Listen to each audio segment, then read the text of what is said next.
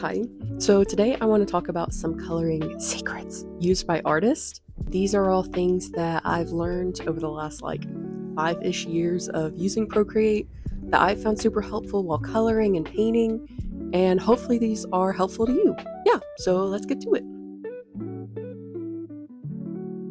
So the first secret tip that I have for you is to add an underpainting to your art. Underpaintings are traditionally used by traditional artists, but they can be used in digital art too. And I think they're really helpful for really two reasons. One is they kind of get rid of the white canvas. So for a lot of people, that's difficult to overcome, is there's this white canvas and I don't really know what to put on it. Underpaintings are helpful for just getting rid of that fear, because you've already put a color on there and now you can just move on to the next thing. I also think underpaintings are good for bringing all of your colors together. So if you use a brush that's got a lower opacity, this kind of helps keep that hue of that color that you have showing a little bit, and it makes for a really cool effect where all of your colors kind of help take on that hue just a little bit.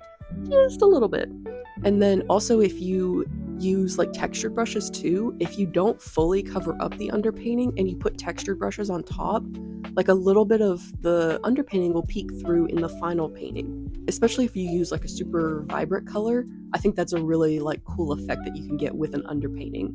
The next trick that I want to show you is how to check your values while you're coloring. So this is something that I didn't really do at all whenever, I didn't think values were important whenever I was first starting out, and that was such a mistake. But I do highly recommend, if are learning to use if you're learning to use values and put them in your work and you're not sure how to check them while you're working. This is specifically for Procreate, but I'm sure there's other ways to do. It should have a similar effect in other programs too. But basically, to check your values, what I do is I'll take a new layer and put it at the top of my painting, and then I'll set that layer to color. And then I'll take pure black and color drop it into the layer. All of my colors that I've laid down are now in grayscale. So this is a super easy way to see if your values are working, if they are emphasizing your focal point, and all that kind of stuff. And you can also turn this layer on and off, which is just really helpful for helping you while you paint. You can turn it on and off if it's bugging you, and then you can still see your colors. So another coloring tip that I have for you is to add cool colors to your shadows. This is something that I talk about in my color theory video, which which I'll link somewhere in the video. But basically, it's good to have this balance of warm and cool colors, and it gives a really cool effect, and it's pleasing to the eye. I'll show you on screen kind of the difference. I'll show you the before and after of doing this. And yeah, it's not something you have to do, but I do think it gives a really cool effect to your paintings. My next secret is to add subsurface scattering to your paintings. And if you're what the heck is subsurface scattering? I don't know a lot about it, to be honest, but I do know it's basically just when you have light shining through your skin. If you put your hand up to the sun and you look at your fingers, they have this reddish around them. They almost look completely red, right? That's subsurface scattering. So that's where the sun is shining through your skin, kind of. I don't know the science behind all that, but that's just kind of how I think of it. And so if you add this to your paintings, what you do basically is where the shadow meets the light, you can add this sort of ring of red, or a warm orangey color, and it'll kind of help give that same effect. I like to do this a lot of times in the shadow in the neck. Kind of just helps elevate your painting. It just takes it a little step further. The next trick that I want to talk about kind of goes with the last one. It's just a small way to sort of elevate your painting. And this one is to put a layer on top of your colors, and take a soft brush and set your layer to overlay or soft light, and just lightly brush in a little bit of you could do red or orange or a peachy color. And basically, if you put this where you want your character to look, or where you want your viewer to look, the character's face, for example, it really helps emphasize that, and it also makes it kind of look glowy and nice. I do recommend like being subtle with this. Like, you don't want to make it obvious that you just like, airbrushed all over this person's face. I just take like a big airbrush and just like swoop it over the character's face, and then like it gives this nice effect. And then you can like adjust the slider, the opacity of the layer that you put that on, and then you can like make it a little bit more subtle. And the next one I have is a really quick tip to make your colors like go together. Like, if you have a bunch of different colors and you feel like they just like don't go, like they don't look like they belong together, this is a really good tip.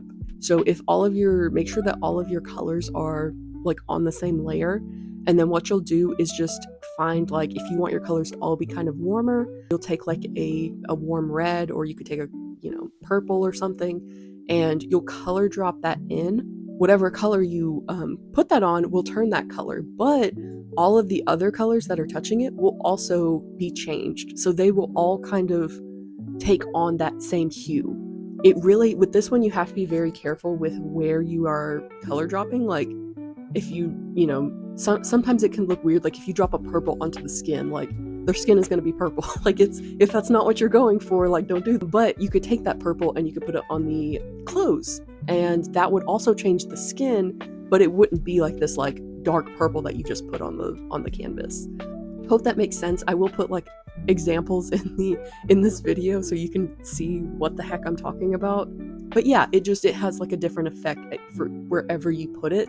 That's the only thing with that tip, is just like be aware of that. But it is really helpful for bringing all your colors together and making sure that they're all like kind of like similar. So this tip is really easy, and I think it'll go a long way with helping especially beginner artists, and that's to limit your color palette. This piece of advice, like, I've heard from other artists, and I think it absolutely has like changed the way that I approach my art. There was a time where I would pick like 30 colors. I'm not even kidding. Like, every time I would pick a color for something, like to color something, I would pick a new color. I wouldn't just like color pick off the canvas. I would just like like find a new color. And that, I think, is like not the way to go. I think it really helps to limit your color palette. It's going to help you feel less overwhelmed, and also it's going to help your like final piece look more put together. When I say to limit your palette, what I mean is pick like maybe 3 or 4 colors, and then you don't have to stay with those exact colors. You need to stay within that like range of colors. So like, you might have like a bright blue, but you could use like, you can like change the saturation of that blue and still be within that like color palette range. I hope that makes sense. What I just mean, like, don't go crazy with your colors. Yeah, and it'll really help like bring your colors together. It'll help you feel like less overwhelmed.